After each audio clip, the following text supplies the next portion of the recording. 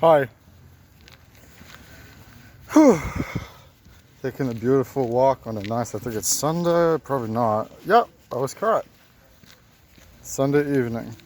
I lose track of time because I do not work, of course, as you all presumably know. If you've watched my videos at all, given I'm in a group housing, given I deal with mental health, that I'd argue takes away a lot from me, and given I'm not lazy, but I deal with memory problems. I don't want to say Alzheimer's or anything because that's a bit inappropriate given the rooted idea of my speech and its eloquence and so on. But I'd like to talk about something today.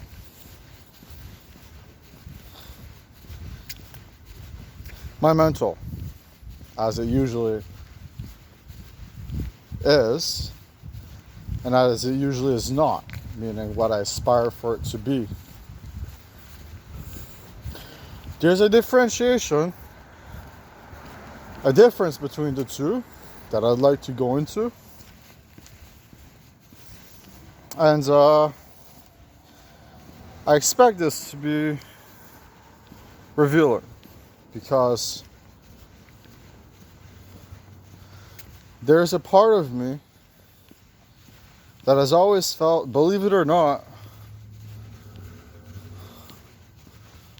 overtly honest, yet still not wholly there, not necessarily scared, but not wholly there, and revealing some of my ideas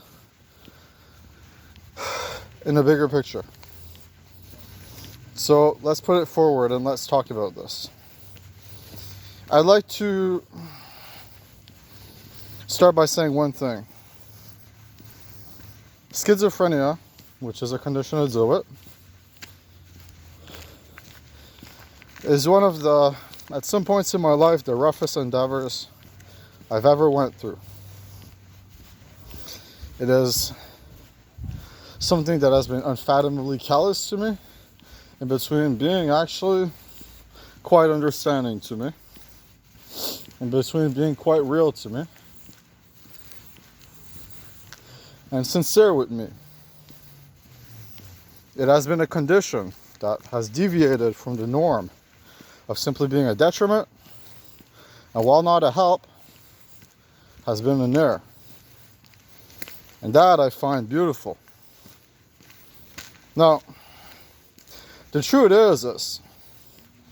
I think there is value and merit in everything that goes on in life. But not everything, but everything that pertains to some kind of inherent optimism or progression or a finding of yourself, the finding of yourself.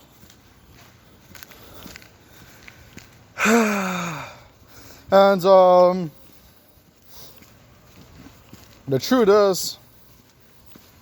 is that this fits in the third category. But in a way, breaking yourself out of your mental state of dismay fits in all three. It is a progressive endeavor. It is a kind endeavor to yourself. I've argued, and I'll say it again, that I've essentially done it once before, although through a much more macabre lens. But it worked very well. Because I was forced to go under what I would call episodes. Basically, moments in my life where I would get a barrage of negativity that would fill me to the brim and make me out to be an awful person in my head. The truth is, it did mostly succeed in making me that way for about 2 years. To 2 years and a half.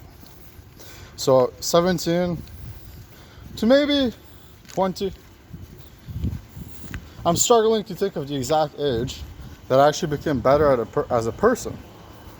But I'd say 20 would be about the time that I started showing improvement considerably. But even then, that's mental, that's inside. I was able to put on the conversational pat long before that.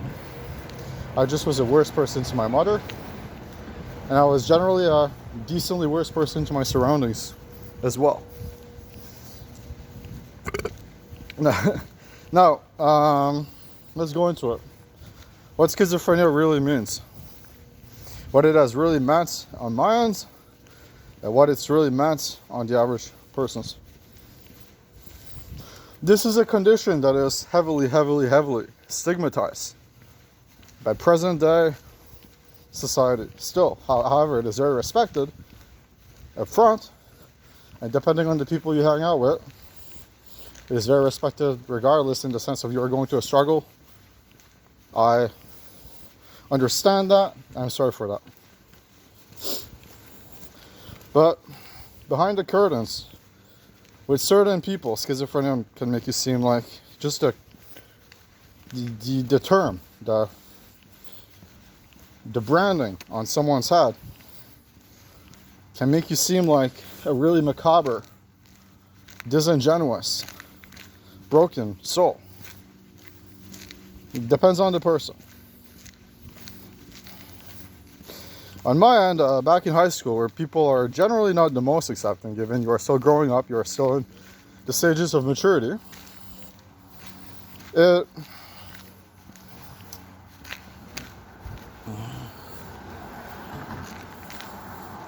wasn't very accepted at all, mostly because by the time I was 17, I grew to have a wired mindset where I hallucinated daily.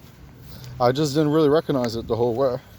As a direct result, I did things that I wasn't so proud of the next day, and the day after that, and the day after that.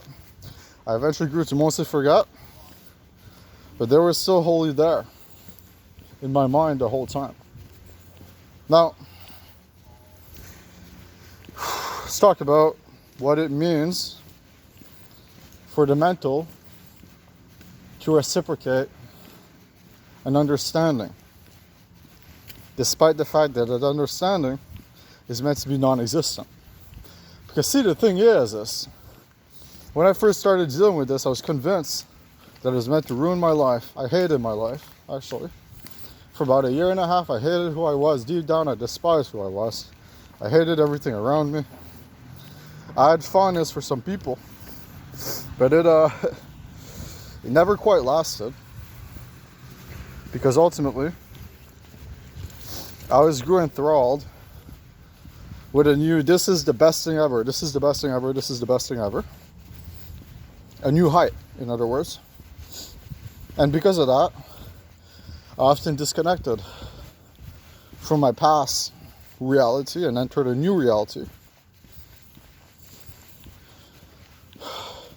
where I was to idolize what was simply accepting of me, yes, which is a good thing in some ways, I guess, but mostly insecure in design, given how I reacted to it. And the truth is I have regrets over who I've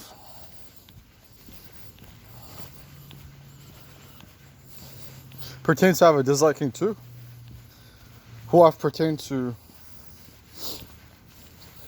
see through my naked eyes as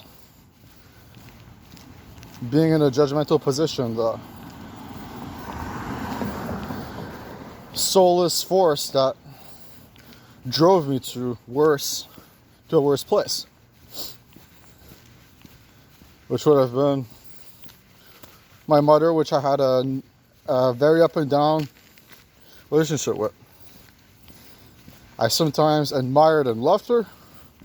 I sometimes did not like her at all, and yet I never straight up said it until I was very rude and demeaning, and that was me devolving, you know? So the truth is that I have understood the position that other people have been in that I have been in retrospect, much more than I have in the moment at times. And that has always created a retrospective lens that has sometimes touched my heart, but before mostly affected my perception to the point that I wanted to rescind and correct, and therefore I focused on things that it didn't feel right for me to focus on them, but I did it anyways. An obsession within me. Now, this is fairly saddening, but a part of growing up, a part of a bigger picture. And now I'd say I'm doing better generally. I'd say I'm doing worse in some slight ways than I was about a year and a half ago, but generally better in the sense of introspection. However, I've been limited massively within my mindset to live within a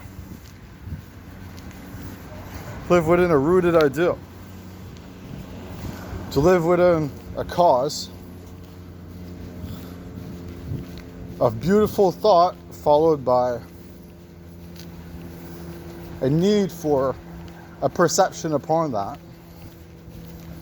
which to me strikes me as a slight case of narcissism, which most of society deals with. But yet, what's interesting to me is that when I speak, I still am me.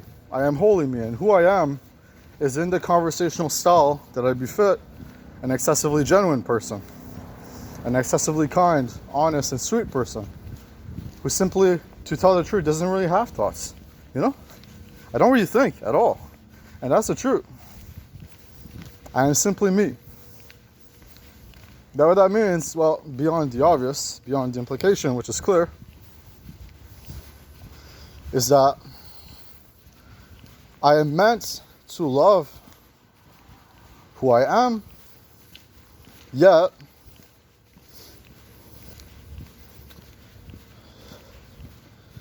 I only do so ultimately through my words and through my actions and so on. But there is a part of me that does not like me. Now, I've spoken of in previous videos as to how the mind is meant to be under the force of a coherent thought process. And it is meant to be a coherent, fully forced unit that works for you and works with you. I don't really agree with this anymore. I've been coming to some thoughts and revelations about what life really is and what people really are and what our lives really wholly mean. And the truth is that I know deep down that there is an understanding inside of me that understands that people deal with struggles and people deal with hurt and so on, and that wants to help. And if you go into the definition of what a struggle is, of course, it's the obvious implication. You are hurt, you are hurting, you know, emotionally and so on, mentally. But there's a point where a tide is to take place. And that's what I believe in is, if you ride a wave, and if you let things settle within you, then that creates a movement of passion and heartfeltness and a deep reason for being. And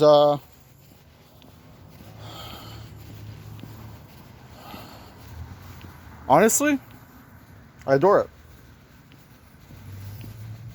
I adore the thought that ultimately there is some leeway, to a lot of leeway, for most cases of the mind, as to how we can improve ourselves and become a lot better as people. I cherish that idea and I work on it every day. And I find it gorgeous how within the soul there is heart that is meant to find a deeper pasture. Meaning, you're always meant to find your best self. But most people grow discouraged at that idea. They don't want to do it. And then you start to ask yourself why. Well, the common reasoning would be fairly simple and ideal.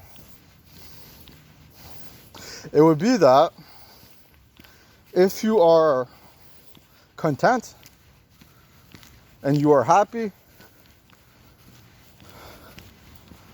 then you are to a point where you can find satisfaction within your life. But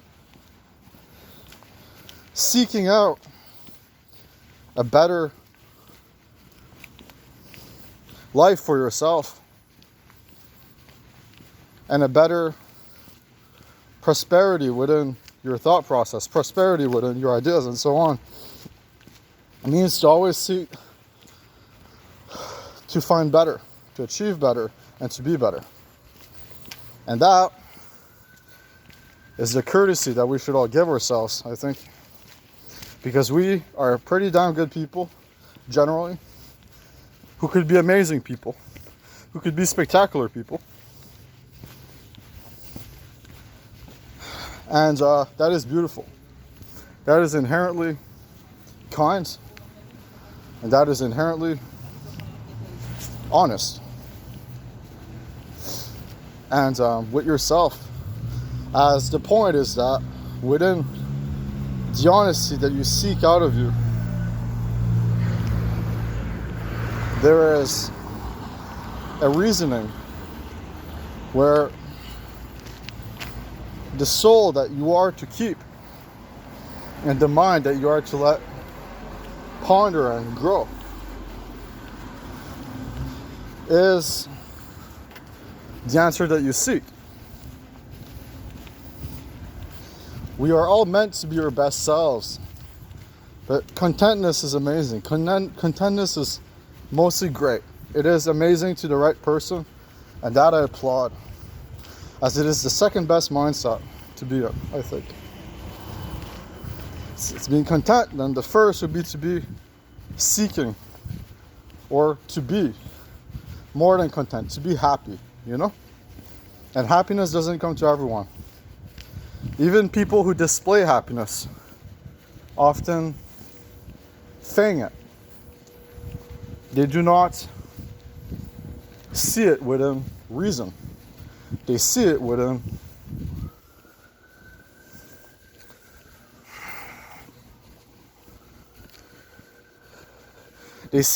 a need to be, yes, their best selves, but in a different way. And that's one thing that I appreciate a lot, because I did that for a few years. I faked my mindset until it became my mindset to a good degree. Still trying. But some people, it doesn't. I paused the video as I just spoke to two strangers and I have no idea what I was talking about. My memory has taken a massive toll. And that has been a part of the process of finding myself.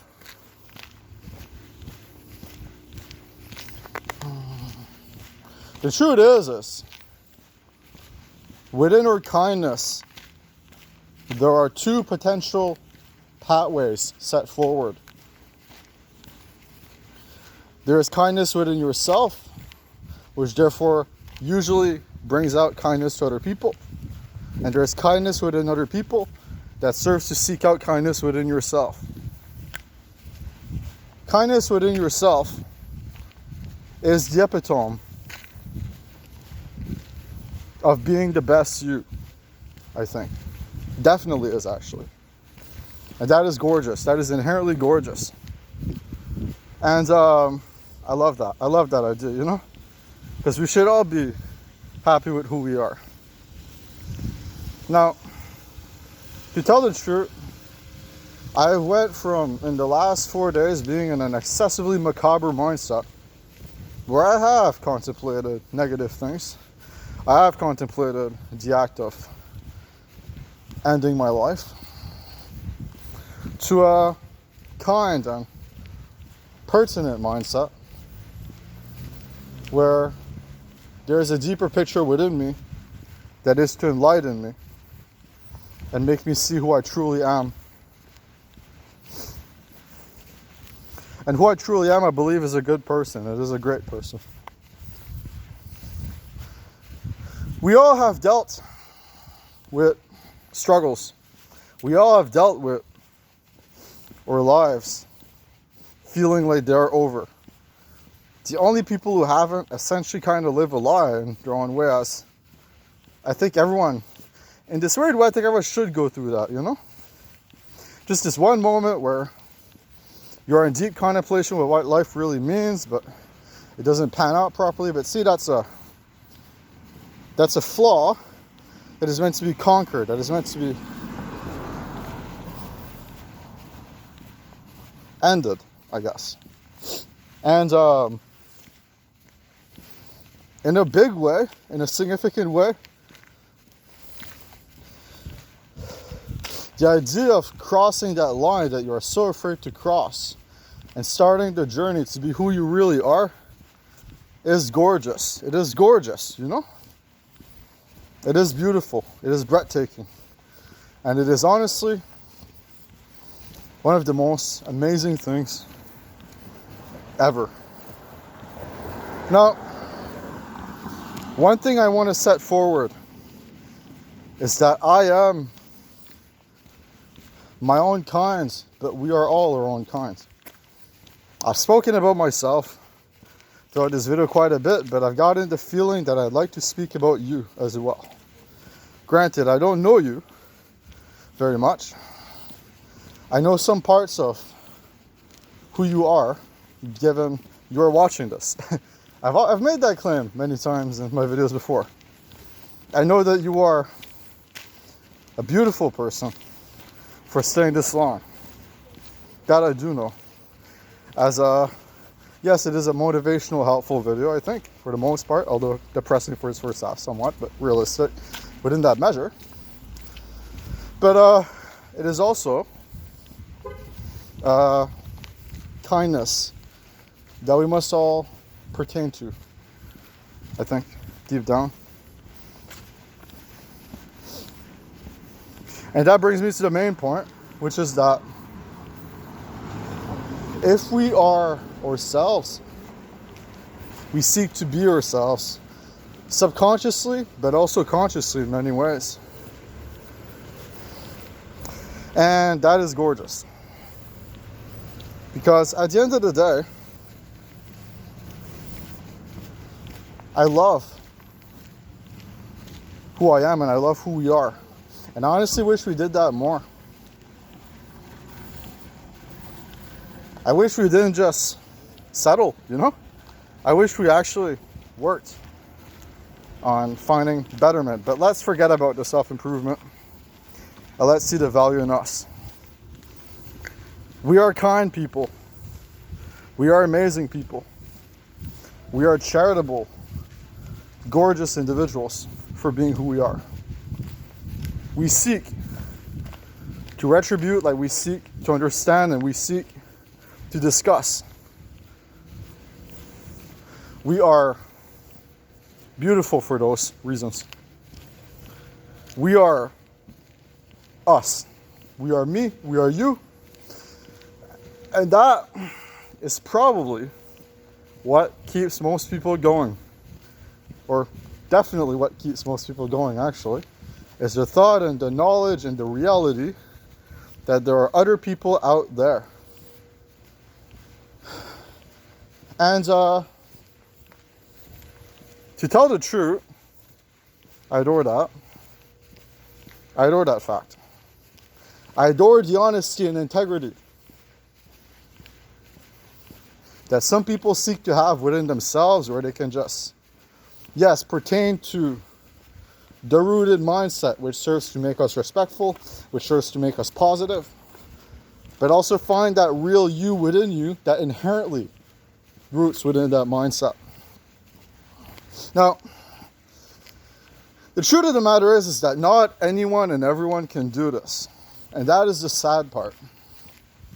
A lot of people just aren't who they really are.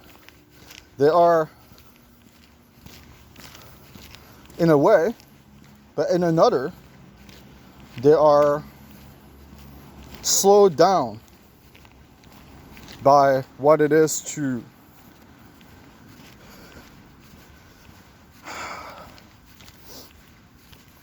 have depression and have anxiety and have all these issues that form a correlative end to your minds. And honestly, it is sad, but it's real. I love everything about the ideal us. Yet I understand nearly everything to everything about us. And the fact of the matter is, that is an idea within the mind that not everyone has, but that everyone feels. Meaning, you can reach that point in life. You can wholly know that point in life. But you still cannot be that point in life, be that ideal, until you know that ideal.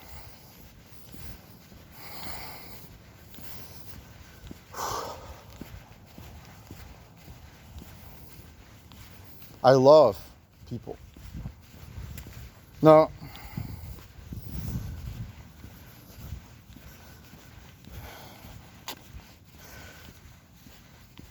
the reality is,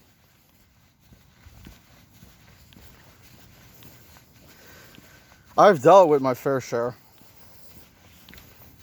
of a conundrum between what has had me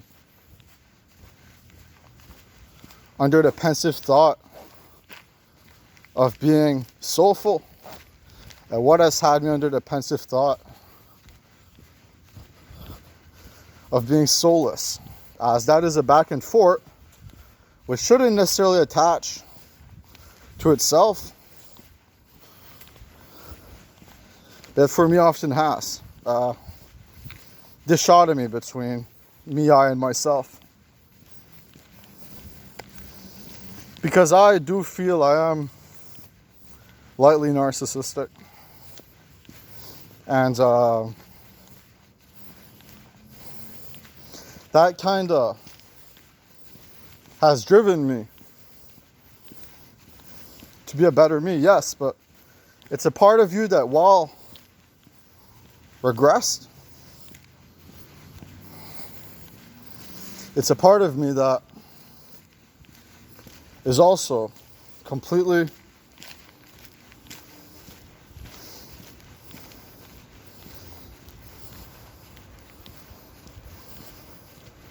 broken yet understood. This is something that I've always hidden within myself. This is something I've always known to be the truth in a way, but yet known to be a lie in another as well.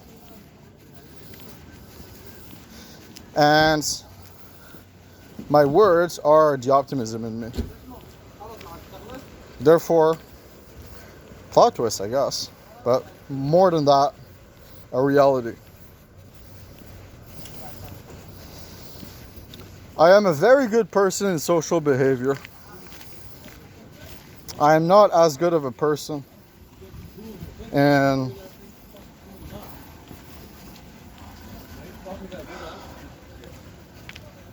myself.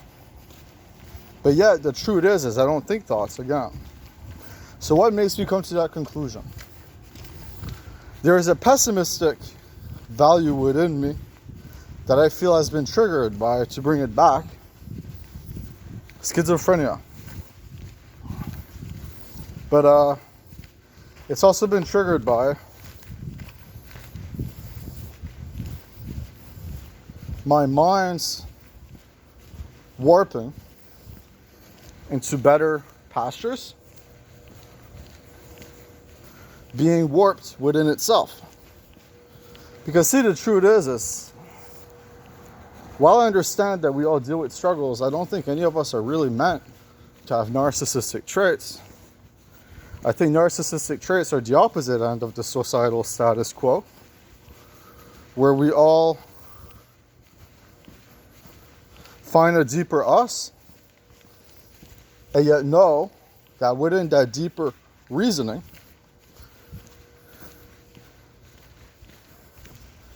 is a societal conformity. And that is when you conform, and that is when you fit in. And in that way, I'm not that way at all. I don't give a fuck about what I say publicly. As you know, well, even putting the fact that I'm schizophrenic out there isn't widely accepted in today's society at all. You know? Amongst other things. I have been a callous person in how I've treated others. I have not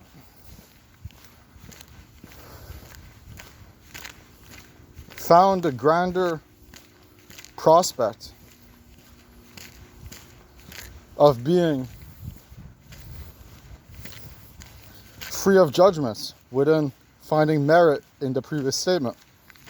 As in, I still judge. But I do it subconsciously, which is the interesting part. And the truth is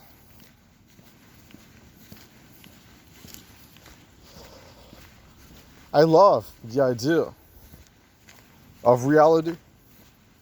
I love the idea of honesty and integrity.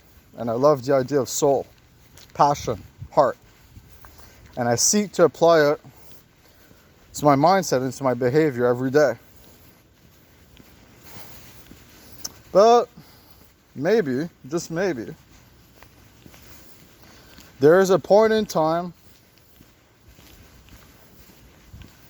where in order to find acceptance within yourself, you must first find your true self. And that true self on my end is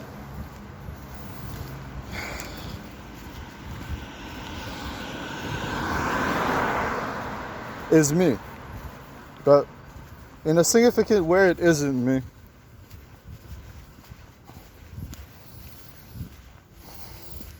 In a significant way, it is the biggest part of me ever. To be honest and to be genuine, but yet that barrier always shoves itself forward, shows itself to be. From a macabre outlier, yes, but something I've adapted to greatly because of insecurities, because of a self-reflective need to find acceptance. And I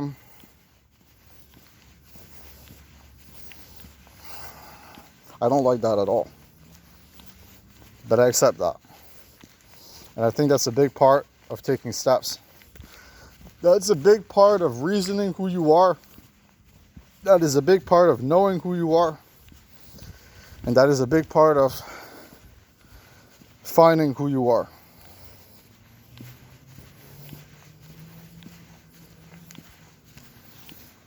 I love you. And thank you for watching. You're phenomenal, amazing, and inventive. And I wish I could be more like you. Because you have accepted my words. Yet sometimes I just skip over other people's. I'm not entirely convinced that if this video was recorded by someone else that I would watch it the whole way through. Despite what I feel is its great outcome. And that's ironic, isn't it? Yeah, because it is me, I will watch it. Goodbye.